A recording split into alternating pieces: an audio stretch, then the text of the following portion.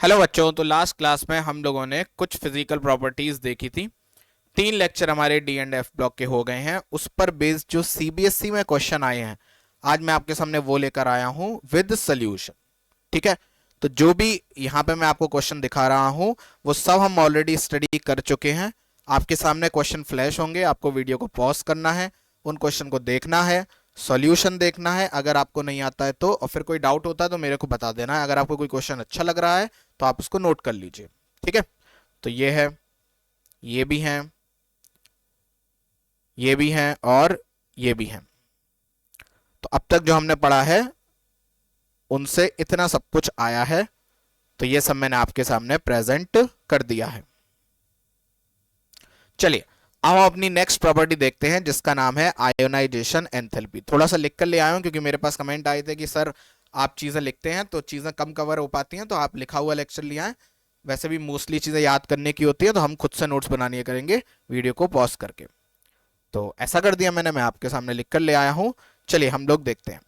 तो ionization energy क्या होती है? आयनाइजेशन एनर्जी 11th क्लास का टॉपिक है कि जब किसी भी एटम से, आइसोलेटेड गैसियस एटम से आउटर इलेक्ट्रॉन, आउटर शेल का इलेक्ट्रॉन निकाला जाता है बाहर, तो उसको बदले में जो एनर्जी देनी पड़ती है उसको बोला जाता है आयोनाइजेशन एनर्जी या आयोनाइजेशन एंथैल्पी, है ना। तो जितना तेजी से न्यूक्लियस होल्ड करा होगा इलेक्ट्रॉन उतना देर से निकलेगा, है ना। तो उतनी ही ज्यादा एनर्जी देनी पड़ेगी। जितना ज्यादा अंदर के इलेक्ट्रॉन उसको धक्का मार रहे होंगे बाहर वाले इलेक्ट्रॉन को, उतना वो जल्दी निकल जाएगा, तो उतनी कम एनर्जी देनी पड़ेगी। तो इसका मतलब अट्रैक्शन से भी अफेक्ट होगा, रिपल्शन से भी अफेक्ट होगा। और एक्सचेंज एनर्जी वाला कंसेप्ट कल हम लोगों ने पढ़ा था कि जो फुलफिल्ड कन्फिग्रेशन होता है वो सबसे ज्यादा स्टेबल होता है, जो हाफ फिल्ड होता है वो उससे कम, और फिर उसके बाद आता है इनकम्प्लीट फिल्ड, है ना। तो जैसे फॉर एग्जांपल एस के अंदर 2 इलेक्ट्रॉन आ सकते हैं मैक्सिमम, तो ये तो हो गया फुल फिल्ड। और अगर एक ही आया तो हुआ हाफ फिल्ड, इसमें इनकम्प्लीट फिल्ड नहीं होता। पी में मैक्सिमम 6 इलेक्ट्रॉन आ सकते हैं, तो 6 आ गए तो हो गया फुल फिल्ड। 3 आए तो हुआ हाफ फिल्ड, और 6 और 3 के अलावा आए तो इनकम्प्लीट फिल्ड। सेम डी में 10 आ गए तो फुल फिल्ड, 5 आए तो हाफ फिल्ड, और 10 और 5 के अलावा आए तो इनकम्प्लीट फिल्ड। ऐसा रहेगा, है ना। तो अब जो जो लिखा हुआ है वो सब आप लोग लिखते चलिएगा। तो ये मैंने आपको समझा दिया क्या कंसेप्ट है। जैसे फॉर एग्जांपल, अब कुछ एग्जांपल देखिए। जैसे आपसे पूछा जाए क्रोमियम प्लस और मैंगनीज प्लस में आयनाइजेशन एनर्जी किसकी ज्यादा, तो सबसे पहले तो क्रोमियम का इलेक्ट्रॉनिक कन्फिग्रेशन क्या होता है? 4s1 3d5, और आर्गन अलग से लिख दो। और मैंगनीज होता है आर्गन 4s2 3d5। सही है। तो और एक एक प्लस आया दोनों पे, तो अब एक एक इलेक्ट्रॉन निकाल दो। तो यहां पे 4s1 वाला निकल गया तो बचा आर्गन 3d5, और यहां बचा 4s से एक इलेक्ट्रॉन निकाल दो तो 4s1 3d5। तो अब यहां पे आउटर मोस्ट इलेक्ट्रॉन कौन सा है? थर्ड शेल का। यहां आउटर मोस्ट इलेक्ट्रॉन कौन सा है? फोर्थ शेल का। तो थर्ड शेल न्यूक्लियस के ज्यादा करीब है या फोर्थ?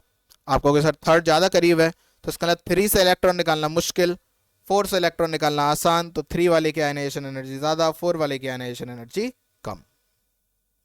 तो second ionization energy of chromium is greater than manganese. Second क्यों बोला? क्योंकि एक तो आप पहले से ही निकाल चुके तभी प्लस आया होगा। अच्छा, अगर फर्स्ट देखें तो फर्स्ट में देखें यहां पे है 4s1, यहां पे है 4s2, है ना। तो अब 4s1 4s2 में ये फुल फिल्ड है, ये हाफ फिल्ड है, तो किसकी ज्यादा? फिर मैंगनीज की ज्यादा। तो फर्स्ट मैंगनीज की ज्यादा, सेकंड क्रोमियम की ज्यादा, है ना। मैंगनीज और आयरन में देखो तो मैंगनीज में 2 प्लस है, आयरन पे 2 प्लस है, यानी कि 2 तो ऑलरेडी निकल गए। तो यानी कि हम ये थर्ड चेक कर रहे हैं, तीसरी आयनाइजेशन एनर्जी। तो 2 इलेक्ट्रॉन निकलने के बाद, अच्छा वैसे नॉर्मली क्या होता? आर्गन 3d5 4s2, आयरन में होता आर्गन 3d5 3d6 4s2। दो दो इलेक्ट्रॉन निकाल दो, तो यहां बचा 3d5, यहां बचा 3d6। डी में 5 आते हैं तो हाफ फिल्ड हो जाता है ना, अभी लिखा पीछे हम लोगों ने। तो इसका मतलब ये हाफ फिल्ड है, ये इनकम्प्लीट फिल्ड है, तो इसका मतलब इसकी ज्यादा। तो we can say that third ionization energy of iron is lower than that of manganese.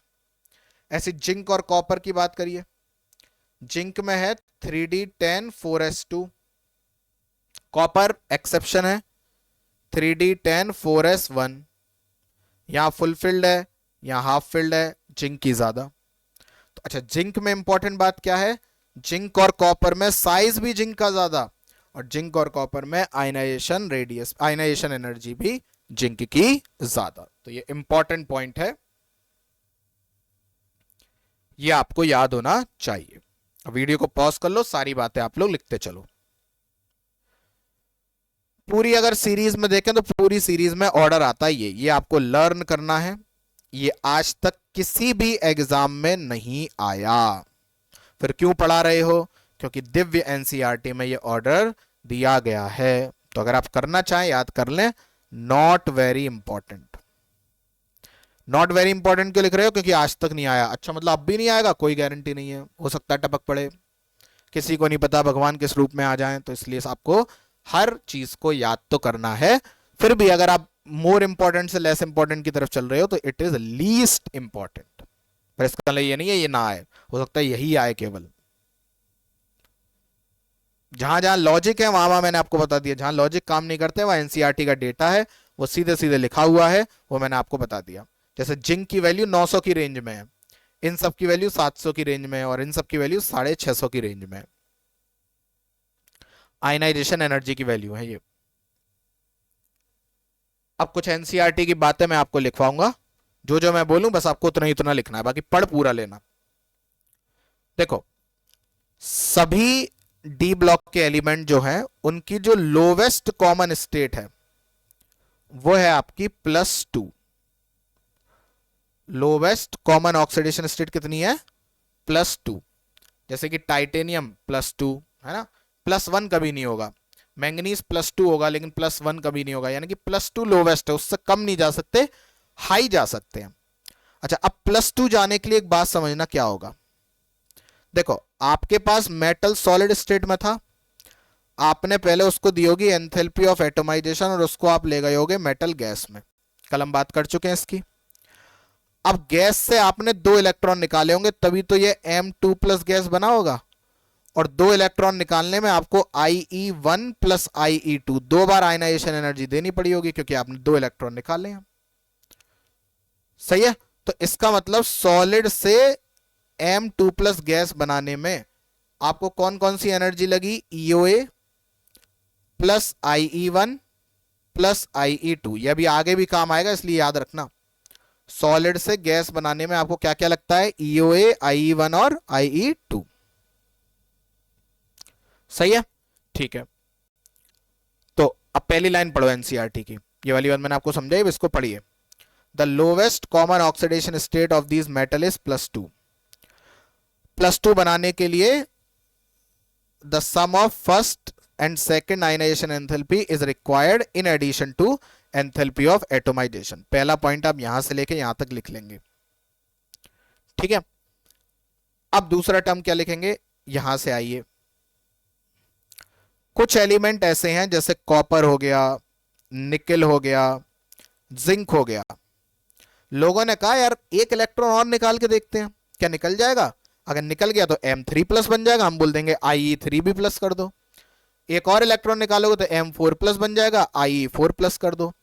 तो जब कॉपर, निकल और जिंक का केस देखा गया तो आप अगला इलेक्ट्रॉन नहीं निकाल पाए, यानी कि कॉपर +3 में नहीं मिलेगा आपको, निकल +3 में नहीं मिलेगा, जिंक +3 में नहीं मिलेगा, इनकी हाईएस्ट +2 ही है। ऐसा क्यों हुआ, क्योंकि इन एलिमेंट के लिए तीसरी आयनाइजेशन एनर्जी की वैल्यू बहुत बहुत बहुत बहुत बहुत ज्यादा हाई थी। मतलब एक इलेक्ट्रॉन निकालने के लिए आपको ब्रह्मांड की लगभग सारी एनर्जी उसको खिलानी पड़ती, तब जाके वो इलेक्ट्रॉन देता, और इतना किसी की हिम्मत है नहीं, इतनी किसी की औकात है नहीं कि वो ब्रह्मांड को चैलेंज करे। इसलिए लोगों ने कहा भाड़ में जाओ, +2 ही आपकी रखेंगे। कॉपर, निकल और जिंक केवल और केवल किस में स्टेबल होते हैं, +2 में। +2 से ज्यादा इनकी ऑक्सीडेशन स्टेट नहीं होती, क्योंकि इनकी तीसरी आयनाइजेशन एनर्जी की वैल्यू बहुत ज्यादा है। तो अगला पॉइंट आप इन जनरल से लेके एलिमेंट्स तक लिख लेंगे। तो इस पैराग्राफ में हमने 2 बातें लिखी हैं, पहला द लोवेस्ट से लेके एटोमाइजेशन तक, दूसरा फिर इन जनरल से लेके एलिमेंट्स तक। बाकी मैं आशा करता हूं आपने पढ़ पूरा लिया होगा।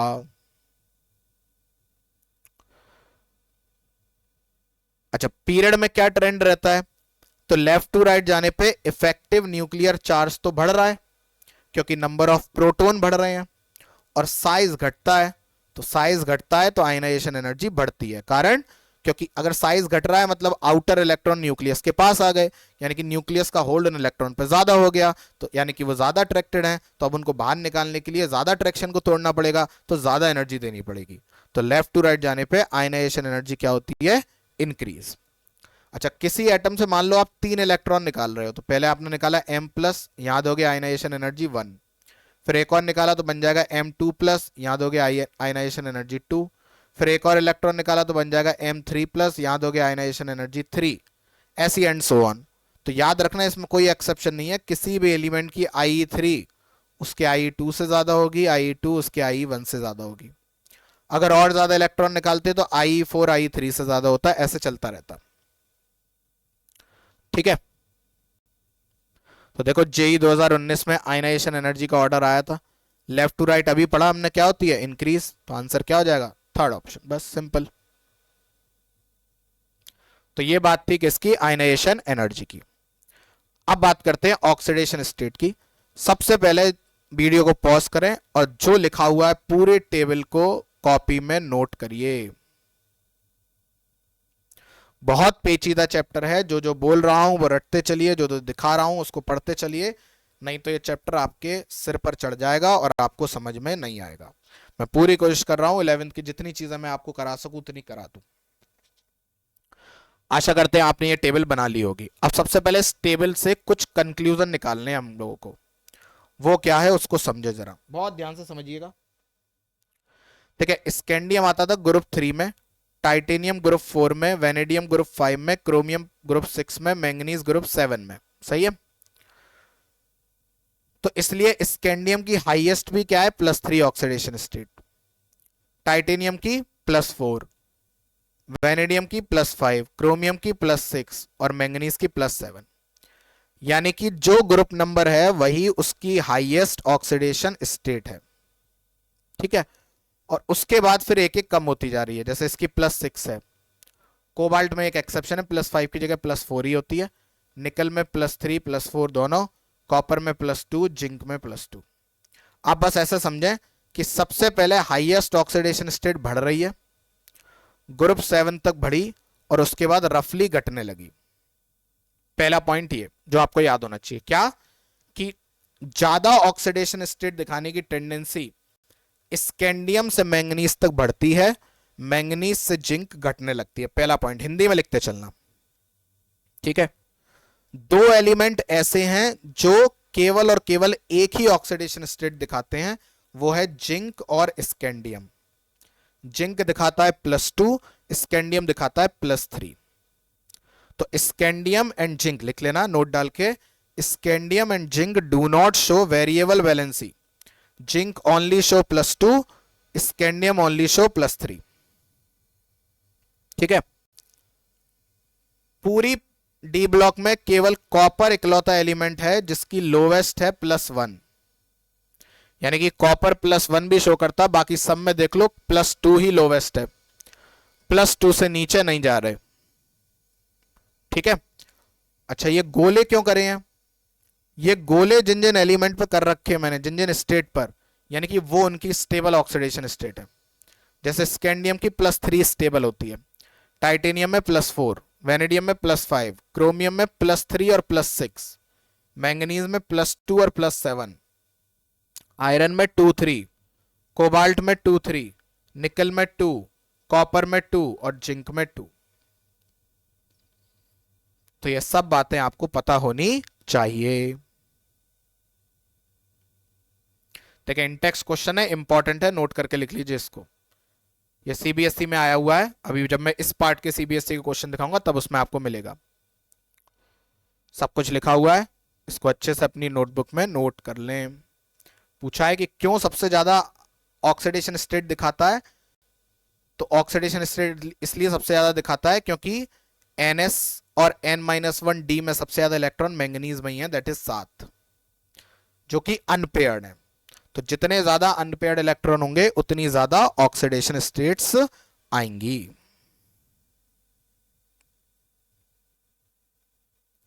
देखिए AIPMT 2009 में क्वेश्चन पूछा गया था, उस एलिमेंट का इलेक्ट्रॉनिक कॉन्फ़िगरेशन बताओ जो सबसे ज्यादा ऑक्सीडेशन स्टेट दिखाता है, तो वो मैंगनीज है।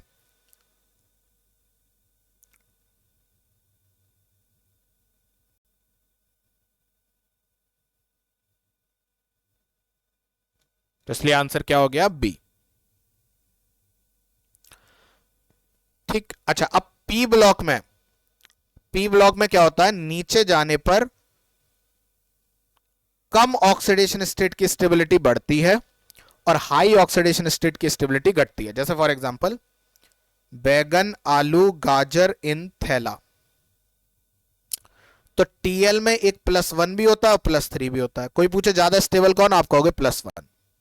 कारण छोटी ऑक्सीडेशन स्टेट की स्टेबिलिटी बढ़ती है, बड़ी की घटती है। ऐसी काशी गए शंकर पार्वती, लेड +2 भी दिखाता है और +4 भी दिखाता है। स्टेबिलिटी किसकी ज्यादा, +2 की। कारण क्योंकि पी ब्लॉक का है। लेकिन डी ब्लॉक में उल्टा है,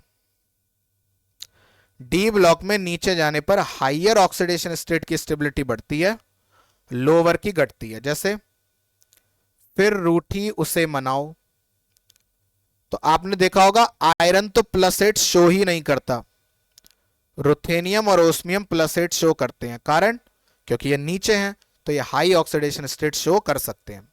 और उसमें भी ओस्मियम +8 रुथेनियम +8 से ज्यादा स्टेबल है। ऐसी करो मोहन बारिश, तीनों ही +6 बनाते हैं, लेकिन तीनों के +6 में ये होती है स्टेबिलिटी। लेकिन तीनों ही +3 भी बनाते हैं, तीनों के +3 में स्टेबिलिटी ये होती है, यानी कि क्रोमियम की +3 ज्यादा स्टेबल टंगस्टन +3 से। तो अगर कोई पूछे Cr+3 और W+3 में कौन ज्यादा स्टेबल, आप कहोगे Cr। लेकिन Cr+6 और W+6 में ज्यादा स्टेबल कौन, आप कहोगे W+6। कारण नीचे जाने पर हाई ऑक्सीडेशन स्टेट की स्टेबिलिटी बढ़ती है। इसीलिए मॉलिब्डेनम और टंगस्टन के +6 के कंपाउंड स्टेबल होते हैं, लेकिन क्रोमियम के +6 के कंपाउंड स्टेबल नहीं होते। इसीलिए MoO3 यानी कि मॉलिब्डेनम किस में, +6 में, WO3 में भी टंगस्टन किस में, +6 में। ये ऑक्सीडाइजिंग एजेंट नहीं है। ऑक्सीडाइजिंग एजेंट क्या मतलब क्या है, जो दूसरे को ऑक्सीडाइज करें, खुद रिड्यूस हो जाए। खुद रिड्यूस होने का मतलब है इलेक्ट्रॉन खाएगा, इलेक्ट्रॉन पे होता है नेगेटिव चार्ज। अब मान लो किसी पे +6 है, उसने एक इलेक्ट्रॉन खाया, मतलब उसने एक माइनस लिया, तो अब उस पर हो जाएगा +5। लेकिन मॉलिब्डेनम और टंगस्टन तो +6 में बढ़िया स्टेबल है, तो यानी कि वो इलेक्ट्रॉन नहीं खाना चाहते, मतलब वो खुद का रिडक्शन नहीं करना चाहते, मतलब वो दूसरे का ऑक्सीडाइजेशन नहीं करना चाहते। इसका मतलब वो पुअर ऑक्सीडाइजिंग एजेंट है। लेकिन क्रोमियम +6 में उतना स्टेबल नहीं है, इसलिए क्रोमियम +6 से +3 में जाना चाहता है। इसलिए ऑर्गेनिक में आप देखते हो K2Cr2O7 या Cr2O7 2-1 स्ट्रॉन्ग ऑक्सीडाइजिंग एजेंट माना जाता है। सारी कथा लिख लीजिए जो बताई और जो लिखी है।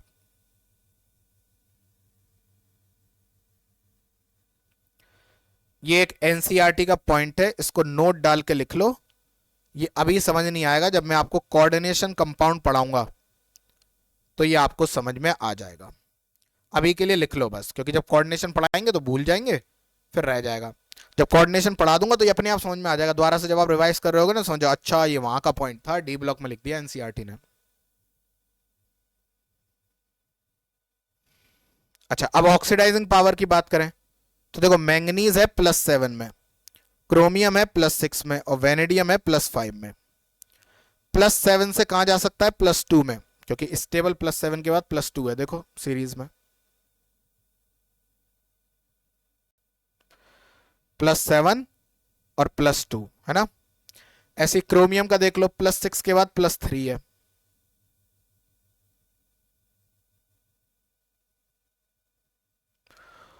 और वेनेडियम के तो लोवेस्ट है ही नहीं स्टेबल। तो इसका मतलब +7 से +2 जाएगा तो कितने इलेक्ट्रॉन खाएगा? 5। +6 से +3 जाएगा तो कितने खाएगा? 3 इलेक्ट्रॉन। और ये तो छोटा, मतलब नीचे स्टेट में जा ही नहीं रहा है, तो ज्यादा इलेक्ट्रॉन कहां खाए? यहां पे। तो किसी से ज्यादा इलेक्ट्रॉन लिए, मतलब इसके चक्कर में किसी ने इलेक्ट्रॉन छोड़े होंगे, यानी कि उसने क्या कर लिया होगा? अपना ऑक्सीडेशन। तो इसका मतलब MnO4 माइनस रेस्पॉन्सिबल हुआ किसी को ज्यादा ऑक्सीडाइज करने के लिए। Cr2O7 वहीं कम ऑक्सीडाइज कर पाया क्योंकि 3 इलेक्ट्रॉन खाए, और वेनेडियम कर ही नहीं पाया। तो इसलिए ऑक्सीडाइजिंग पावर किसकी ज्यादा? MnO4 माइनस की सबसे ज्यादा, VO2 प्लस की उससे कम। ये नोट डाल के रीजन लिख लेना, एनसीईआरटी में ये रीजन लिखा हुआ है।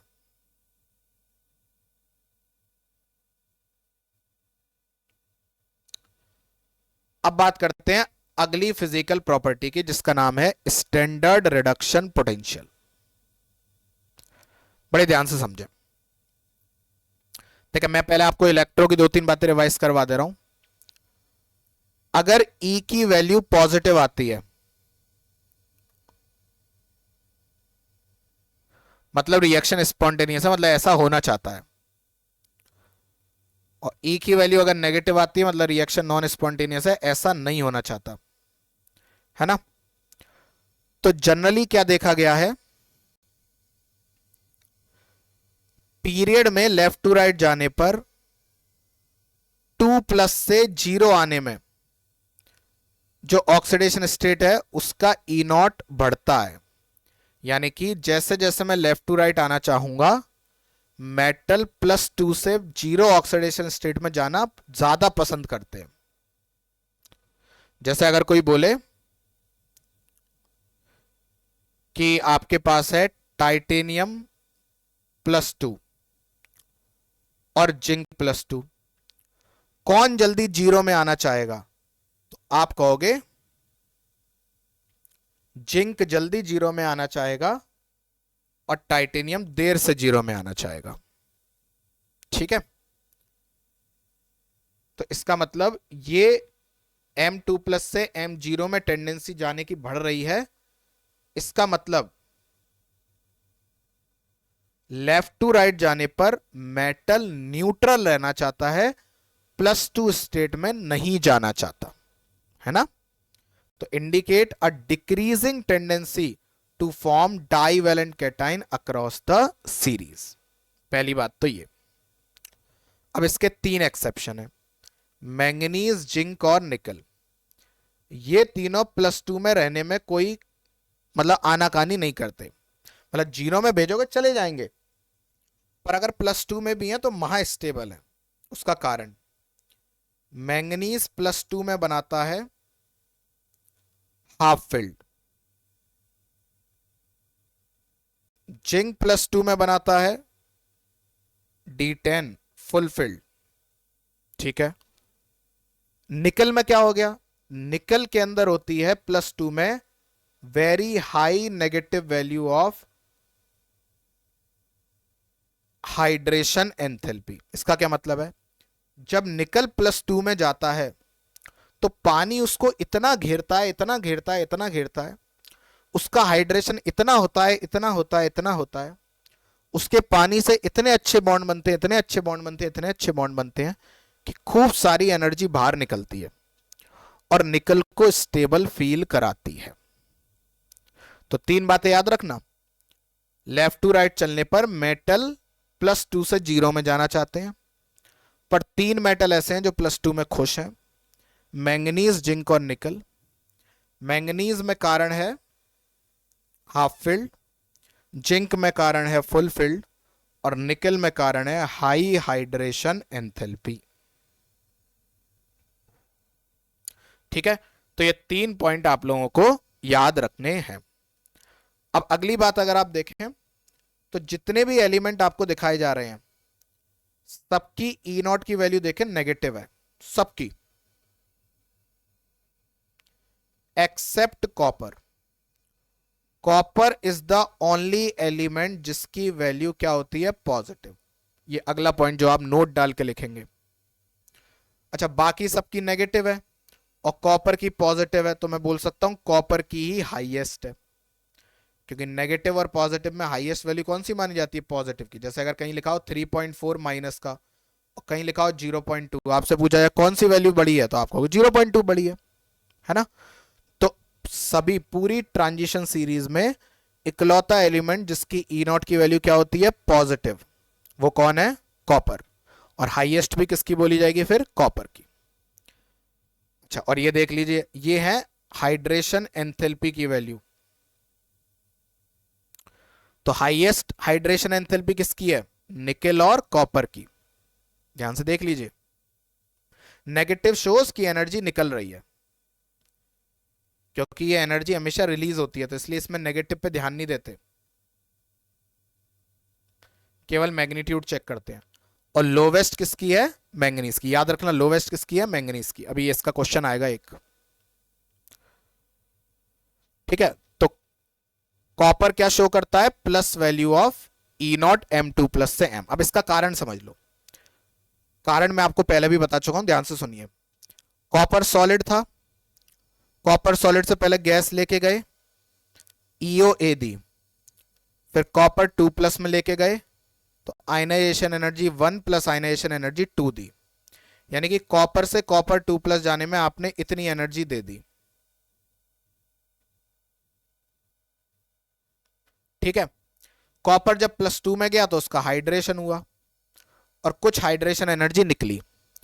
अब देखा गया कि ये जो एनर्जी दी है वो ज्यादा दी और जो निकली है वो कम निकली, तो फायदा क्या हुआ? अबे कोई काम तुमने कराया, 100 किलो जूल एनर्जी तुमने उसमें खर्च कर दी, तुम्हें बदले में मिली 80, तो 20 किलो जूल का तो तुमने लॉस कर दिया ना। तो ये अच्छी बात थोड़ी है।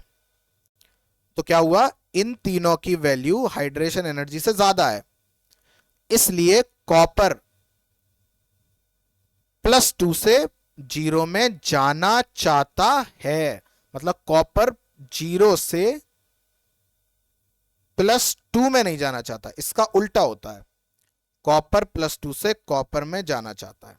कारण, क्योंकि +2 में उसको फायदा नहीं हो रहा ना। हाइड्रेशन एनर्जी जो निकल रही है वो उतनी नहीं है जितनी आपने दे दी है तीन चीजें, ठीक है। इस वाले पॉइंट को बहुत अच्छे से नोट करके लिख लीजिए।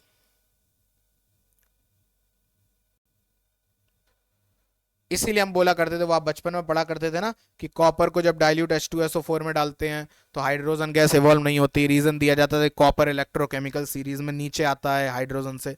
ठीक है, अच्छी बात है, कहने में अच्छी लगती है, पर अब मेन रीजन क्या है? मेन रीजन ये है कि अगर कॉपर ने H2 को निकाला, H को निकाला तो बनाएगा H2, और कॉपर चला जाएगा CuSO4 में। CuSO4 में जाने पे कॉपर की ऑक्सीडेशन स्टेट हो जाएगी +2। ये अच्छी बात नहीं है। कॉपर +2 और 0 में अगर चॉइस दी जाए तो कॉपर 0 में रहना पसंद करता है, +2 में नहीं, ठीक है। तो ये वाली बात आपको याद रखनी है, और ये वाला पूरा पॉइंट लिख लीजिए, द यूनिक से लेके एंथैल्पी तक, ये नहीं बनाना।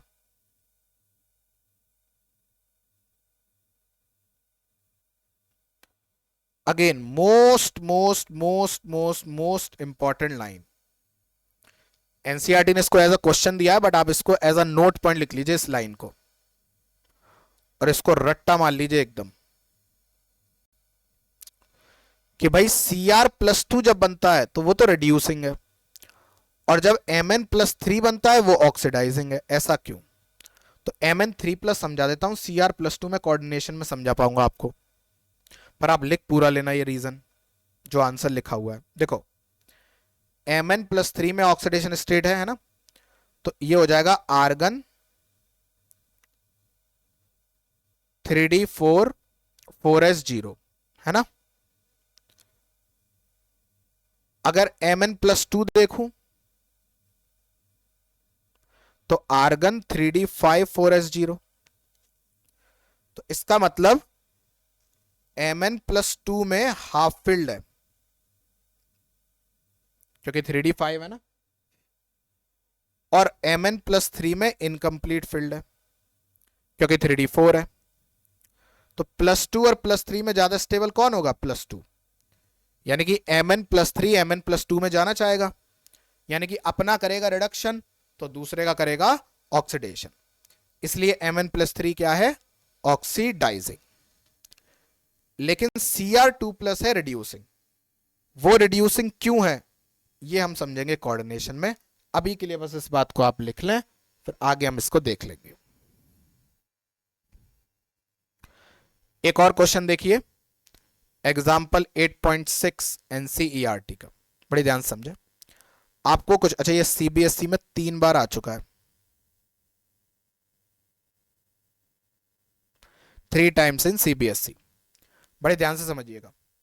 देखो आपको कुछ E0 दे रखे हैं, है ना, आपसे पूछा है, देखिए कि कितनी इरेगुलरिटी है E0 में। यहां घटा, फिर बढ़ गया, फिर घट गया, फिर घट गया, फिर घट गया, फिर बढ़ गया, है ना। तो ऐसा क्यों हो रहा है? तो रीजन लिखा हुआ है कि E0 की जो वैल्यूज हैं वो रेगुलर नहीं है।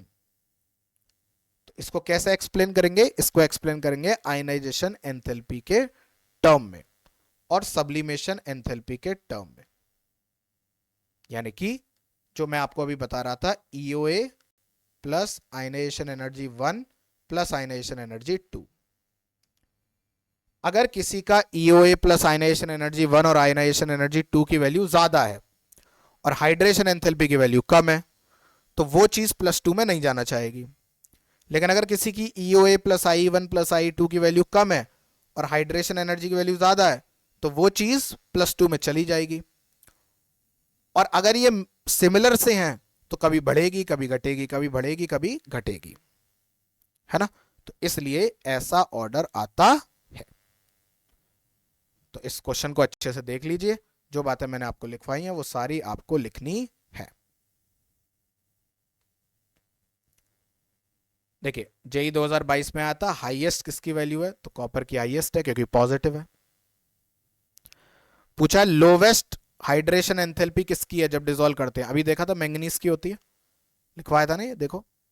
तो ये डायरेक्ट क्वेश्चन आया, तो देख रहे हो वैल्यूज से क्वेश्चन पूछे, ये देखो -1862 ये लिखी हुई है। तो इसलिए कह रहा हूं डी ब्लॉक को बहुत अच्छे से समझें, डेटा वाला चैप्टर है नो डाउट, लेकिन इंपॉर्टेंट है, ठीक है। तो ये हमने एक रिडक्शन पोटेंशियल कर लिया +2 से 0 ऑक्सीडेशन स्टेट में जाने के लिए। अब बात करते हैं, अगर +3 से +2 में जाने के लिए वैल्यूज को देखूं तो सबसे पहले तो आप नॉर्मली लगा सकते हो, जैसे Mn+2 और Mn+3 में Mn+2 D5 है, Mn3+ D4 है। तो क्या 3+ से 2+ में जाना चाहेगा? हाँ जाना चाहेगा। तो क्या ये वाली वैल्यू ज्यादा होगी कम होगी? आप बोलोगे ज्यादा होगी, क्यों? जाना चाहता है ना। ऐसी Fe+3 Fe+2 में देखो, 3 में है D5 और 2 में है D6, तो हाफ फील्ड से इनकम्प्लीट फील्ड है, क्या जाना चाहेगा? नहीं जाना चाहेगा। तो आयरन की वैल्यू क्या हो जाएगी? कम हो जाएगी। तो देखो आयरन की कम हो गई, है ना। स्कैंडियम में मैंने आपको बताया था, स्कैंडियम केवल और केवल +3 करता है, वो तो +2 शो ही नहीं करता। तो जब +2 शो ही नहीं करता तो जाने की बात कहां से आ गई? तो कभी नहीं जाएगा। तो इसलिए सबसे कम वैल्यू है, स्कैंडियम की सबसे कम वैल्यू है। और जिंक तो +3 में होता ही नहीं है। +3 में अगर किसी ने पहुंचा दिया तो हबड़ तबड़ मचा के वो +2 में आ जाएगा। तो इसका मतलब जिंक अगर +3 में बना तो मिनट, तो मतलब मिनट भी नहीं लगेंगे, फर्मी सेकंड में वो किस में आ जाएगा? +2 में। तो क्या जाएगा? अरे बहुत तेजी से जाएगा। तो इसलिए इसकी हाईएस्ट है वैल्यू। तो इस तरीके से आप ऑर्डर बना सकते हो।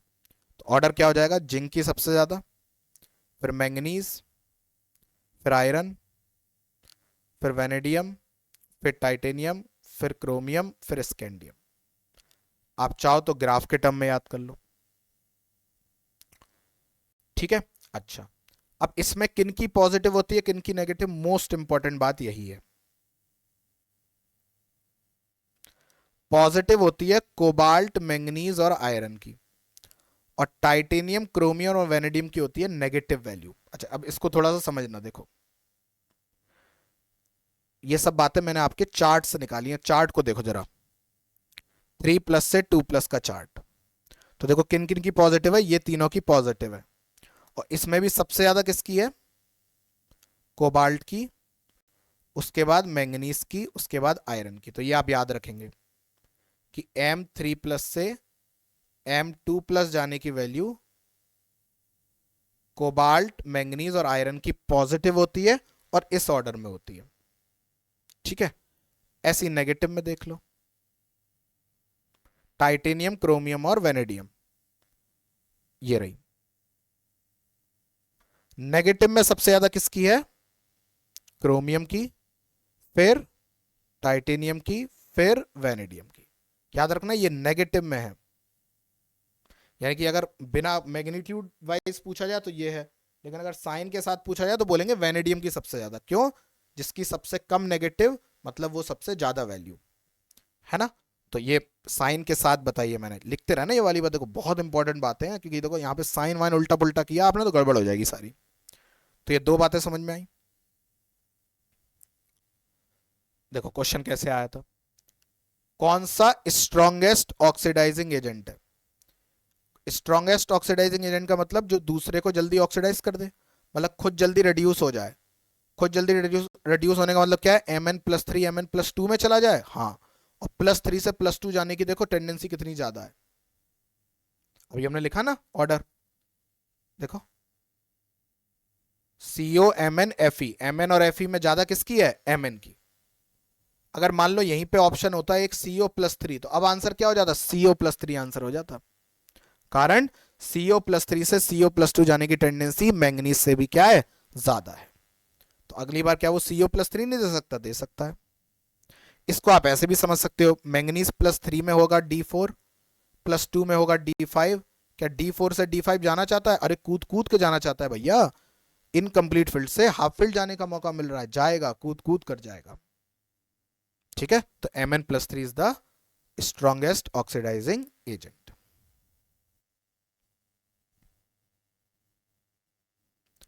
एक ये क्वेश्चन देख लीजिए, ये मैंने आपको सारा समझा दिया है। अब इसको आप पूरा लिखेंगे, पूरा, हाँ जी, नोट्स में लिखना है, यस, सब कुछ पॉइंट वाइज प्रॉपर तरीके से लिखते चलिए। मैंने आपको सारा समझा दिया टेबल से।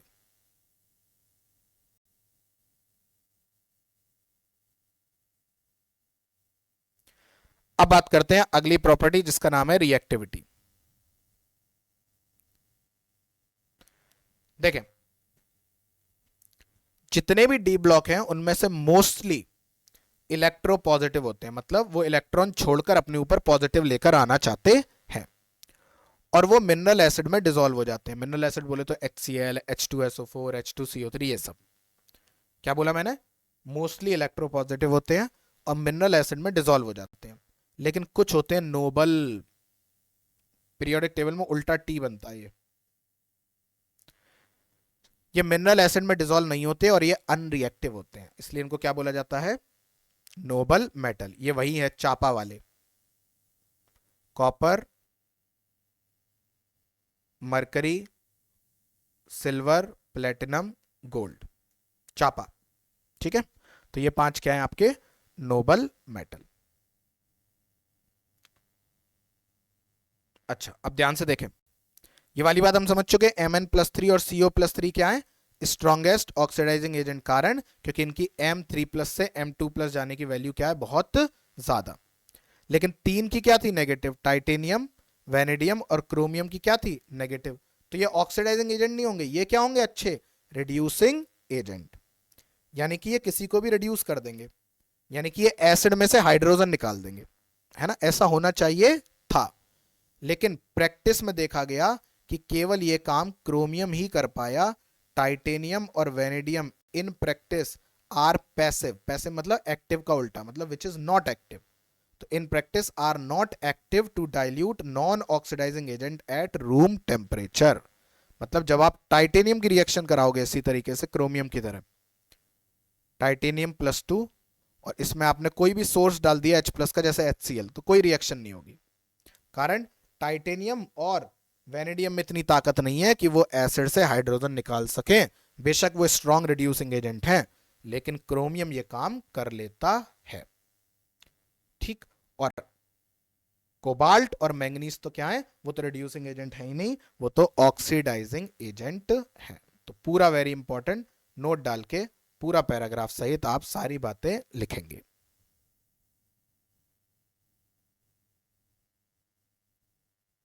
सेम ये एक नोट है, एनसीईआरटी की बात है, ये आपको लर्न रखनी है। ये सीबीएसई में 2 बार आ चुकी है।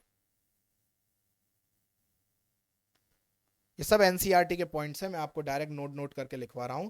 अब आपको एक बात तो समझ में आ गई होगी, डी एंड एफ ब्लॉक कितना पेचीदा चैप्टर है, ठीक है ना? क्यों? अरे भैया एनसीईआरटी की बीच की टेबल के डेटा में से क्वेश्चन बना लिए जेई नीट और सीबीएसई ने। मतलब जेई नीट तो चलो अच्छी बात है, सीबीएसई भी इन चक्करों में पड़ गया है। तो ये एक इंपॉर्टेंट बात है, इसलिए जो जो बातें बोल रहा हूं उनको अच्छे से लिखिए और सब बातों को रटिए।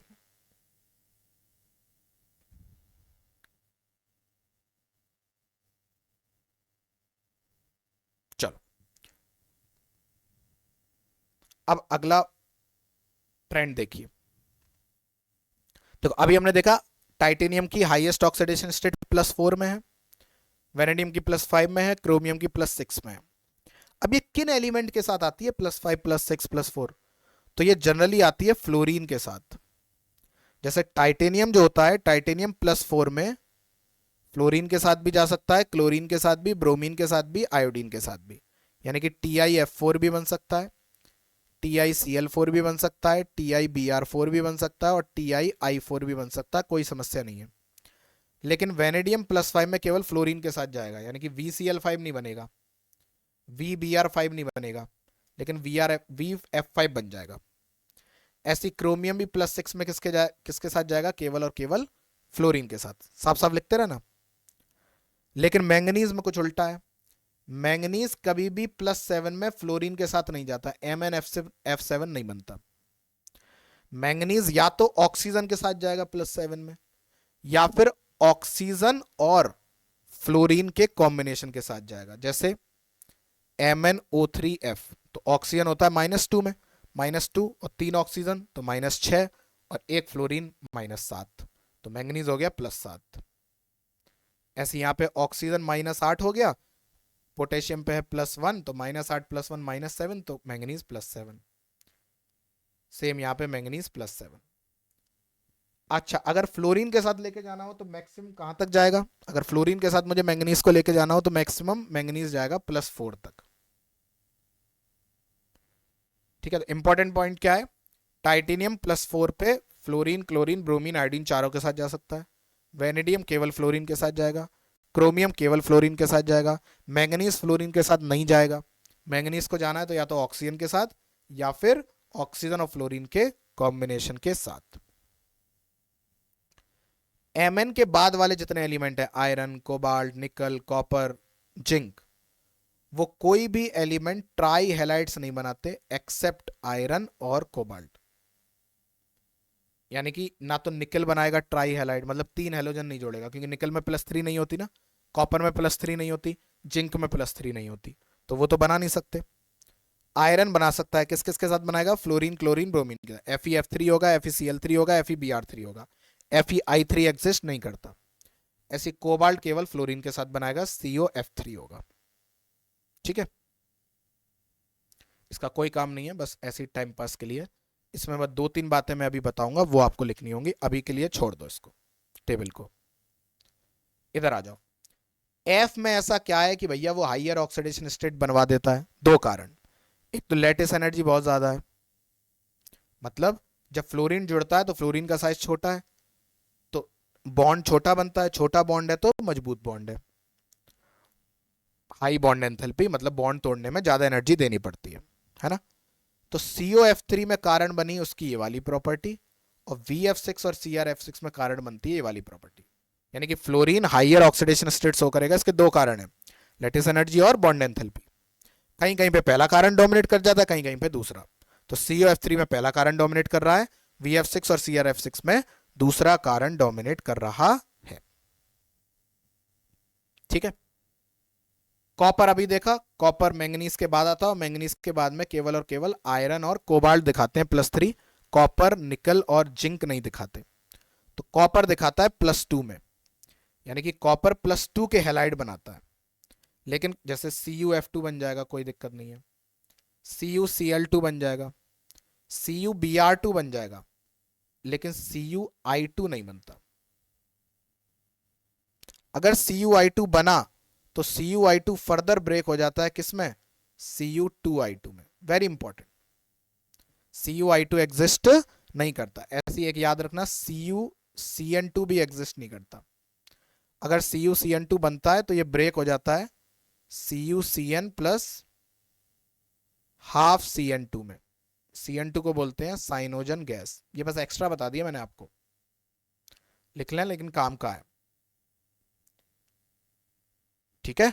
तो कॉपर एग्जिस्ट नहीं करता +2 में, आयोडीन के साथ वो +1 में आ जाता है और बनाता है Cu2I2। बाकी सब कर लेंगे।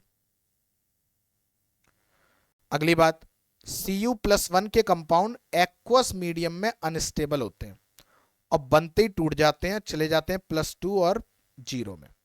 याद रखना, एक्वस मीडियम की बात हो रही है। वैसे +1 और +2 में कौन ज्यादा स्टेबल, कोई पूछे तो आप कहोगे +1 ज्यादा स्टेबल। नॉर्मली ये स्टेबिलिटी ऑर्डर है। Cu सबसे ज्यादा स्टेबल, फिर Cu+ और फिर Cu2+। लेकिन पानी में इन एक्वस मीडियम Cu2+ ज्यादा स्टेबल होता है Cu+ से। कारण वही, कॉपर की अभी देखा था ना, कॉपर और निकल की हाईएस्ट हाइड्रेशन एंथैल्पी होती है। इस वजह से वाटर चारों ओर से घेर लेता है, मैंने लिख भी दिया यहां पे, निकल और कॉपर की हाईएस्ट हाइड्रेशन एंथैल्पी होती है, इस वजह से वो स्टेबल होते हैं। याद करने की बहुत सारी बातें हैं, सब आपको याद करनी है।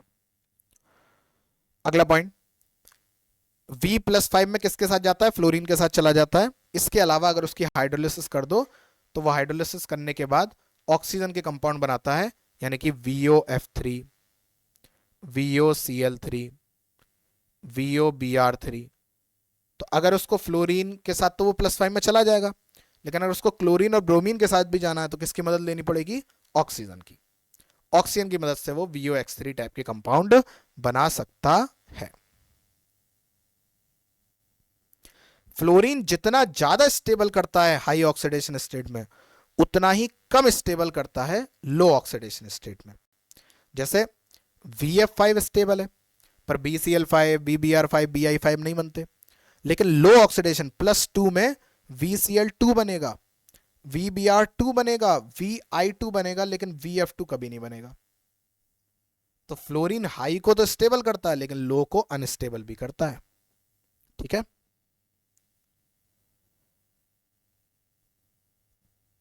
अच्छा, ऑक्सीजन में ऐसा क्या है कि वो हाई ऑक्सीडेशन स्टेट तक ले जाता है, its tendency to form multiple bond. Fluorine में कारण क्या था, high lattice energy, high bond enthalpy. Oxygen में कारण क्या है, tendency to form multiple bonds. तो अगर मैंगनीज को फ्लोरीन के साथ कंपाउंड बनाना है तो मैक्सिमम +4 में जाएगा, लेकिन ऑक्सीजन के साथ कंपाउंड बनाना है तो मैक्सिमम +7 में चला जाएगा। तो +7 में एक कंपाउंड होता है Mn2O7, उसका स्ट्रक्चर ऐसा होता है, दोनों मैंगनीज sp3 रखते हैं, हाइब्रिडाइजेशन। 6 टर्मिनल ऑक्सीजन है, 1 2 3 4 5 6, और एक ब्रिजिंग ऑक्सीजन होता है। ये सब पूछ लिया जाता है,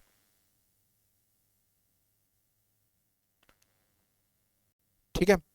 अब एक होते हैं मिक्स्ड ऑक्साइड। मिक्स्ड ऑक्साइड का मतलब क्या है, जो दो ऑक्सीजन के कॉम्बिनेशन से बने, जैसे Fe3O4 आपने क्लास 10th में पढ़ा होगा, ये FeO प्लस Fe2O3 के कॉम्बिनेशन से बनता है।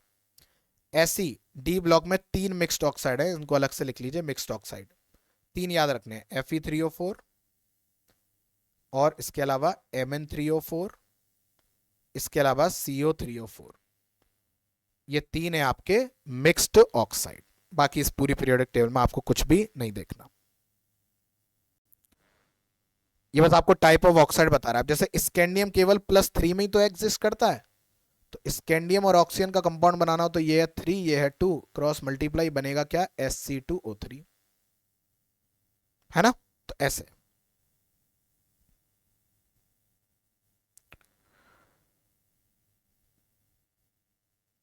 अगला पॉइंट देखें, मैंगनीज के बाद ग्रुप 7 में मैंगनीज ही तो है, कोई भी ऐसा एलिमेंट नहीं है या ऐसे कह लो आयरन का कोई भी कंपाउंड नहीं है जो Fe2O3 यानी कि +3 से ऊपर वाला हो। जैसे मैंगनीज तो +7 में चला जाता है, लेकिन आयरन के केस में आपको नॉर्मली न्यूट्रल स्टेट में +3 से आगे नहीं जा पाओगे, या उससे आगे भी। अगर आपको +3 से ज्यादा ऊपर उठना है तो आपको आयन बनाने पड़ेंगे। जैसे FeO4 2- बना, इसका नाम है फेरेट। ये एल्कलाइन मीडियम में बनता है, बन तो जाता है लेकिन बहुत जल्दी बनने का, अनस्टेबल होता है, डिकम्पोज हो जाता है Fe2O3 और O2 में। तो स्टेबल कंपाउंड तो मैंगनीज तक ही बनते हैं, +7 तक। उसके बाद तो वही +2 +3 +2 +3, उन्हीं में गाड़ी चलती रहती है। ये एक जेई में क्वेश्चन आया था, देखिए विद सॉल्यूशन है। आप लोग चाहें तो इसको पढ़ सकते हैं, देख सकते हैं, घूर सकते हैं। ऑक्साइड के अलावा कुछ ऑक्सो कैटायन और ऑक्सो एनाइन भी होते हैं। ऑक्सो कैटायन मतलब ऑक्सीजन भी आ जाए और प्लस चार्ज आ जाए, ऑक्सो एनाइन मतलब ऑक्सीजन भी आ जाए और नेगेटिव चार्ज भी आ जाए। तो कुछ देखिए लिखे हुए हैं आपके सामने, ये आपको पता होने चाहिए। अगला पॉइंट क्या है, सभी मेटल स्कैंडियम को छोड़कर एमओ टाइप के ऑक्साइड बनाते हैं। एमओ मतलब +2 वाले, जैसे ZnO, MnO, TiO, CrO, NiO। Scandium क्यों नहीं बनाता? अबे स्कैंडियम में +2 नहीं होता ना, स्कैंडियम केवल Sc2O3 बनाएगा। और ये जितने भी +2 वाले हैं, ये सारे के सारे कैसे होते हैं? Ionic, very important. लेकिन जैसे जैसे ऑक्सीडेशन नंबर बढ़ता है, जैसे +2 है यहाँ पे, यहाँ +3 है, यहाँ +4 है, यहाँ +7 है, कोवेलेंट कैरेक्टर भी बढ़ता है और एसिडिटी भी बढ़ जाती है। Very important point. अगर आपको किसी भी चीज की एसिडिटी कंपेयर करनी हो, ऑक्सीडेशन स्टेट कंपेयर कर लीजिए। मोर ऑक्सीडेशन स्टेट, मोर एसिडिटी, मोर ऑक्सीडेशन स्टेट, मोर कोवेलेंट कैरेक्टर। जैसे आपसे पूछा जाए FeCl2 और FeCl3 में ज्यादा कोवेलेंट कौन, आप कहोगे यहाँ +3, यहाँ +2, ये ज्यादा कोवेलेंट।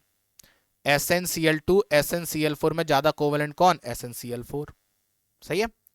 तो लेफ्ट टू राइट जाने पे कोवेलेंट कैरेक्टर क्या हो रहा है? इंक्रीज हो रहा है। और Mn2O7 तो इवन कोवेलेंट कंपाउंड है, ग्रीन कलर का ऑयल होता है और एक्सप्लोसिव लिक्विड होता है।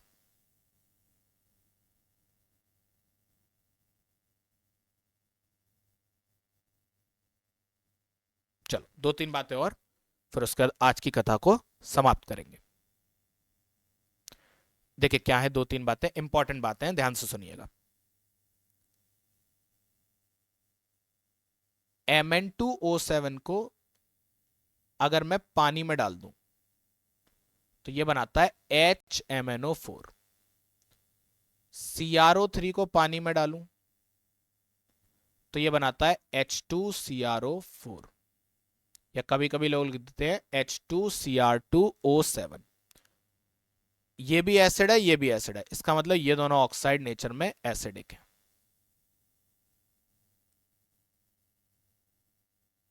ठीक है।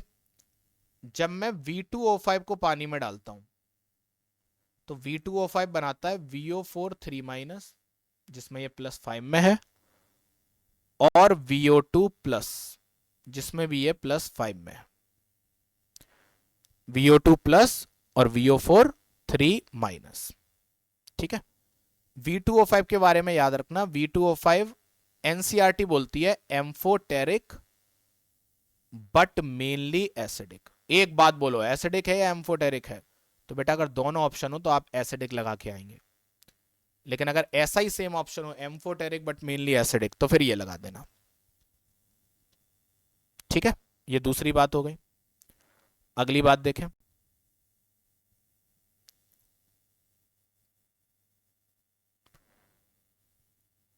V2O3, V2O4 और V2O5, यहां +3 है, यहां +4 है, यहां +5 है। तो जैसे जैसे ऑक्सीडेशन स्टेट बढ़ेगी एसिडिटी इंक्रीज। एसिडिटी इंक्रीज का मतलब बेसिसिटी डिक्रीज। तो जो लिखना चाहो वो लिख सकते हो। ठीक है। अगली बात देखें, इतना बिगाड़ रहा हूं अब मैं।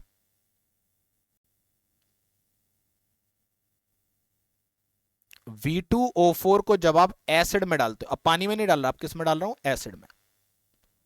तो ये देता है VO+2 का सॉल्ट। V2O5 जो है उसको जब आप एसिड में डालते हो तो ये एनसीईआरटी कहती है ये बनाता है BO4+, पर BO4+ कुछ नहीं होता बाबू, है ना। एक्चुअल में ये होना चाहिए VO2+। तो मैं आपको सही बता दे रहा हूं ये।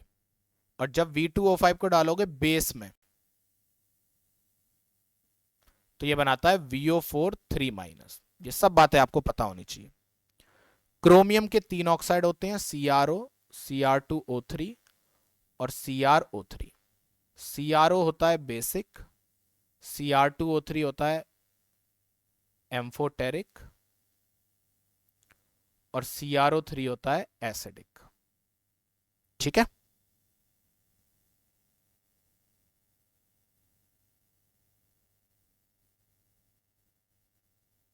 ये किसी काम का नहीं है, बस यहीं तक। ठीक है। नेक्स्ट क्लास में हम लोग मैग्नेटिक प्रॉपर्टीज पढ़ेंगे। आज काफी कुछ था, बहुत कुछ पहले आप लिखिए, है ना। ये मत सोचिएगा कैसे याद होगा कैसे याद होगा, है ना। हाय सर ने इतना करा दिया, हम तो बच्चे हैं, हम तो छोटे हैं, हम कैसे याद करेंगे। बेटा जो याद करते हैं, जो एग्जाम में लिखते हैं, वो भी बच्चे ही होते हैं ना। पहले आप लिखो, डेली 2-2, 3-3 पेज याद करो। एग्जाम तो अगले साल है ना, अभी बहुत टाइम है। डेली 2-2, 3-3 पेज याद करो, आपको डेली याद हो जाएगा। ठीक है ना, पर सारी बातें पहले लिखो, है ना, वो इंपॉर्टेंट है। ठीक है। चलिए नेक्स्ट क्लास में मिलेंगे नए कंसेप्ट के साथ। तब तक के लिए ख्याल रखिए और पढ़ते रहिए।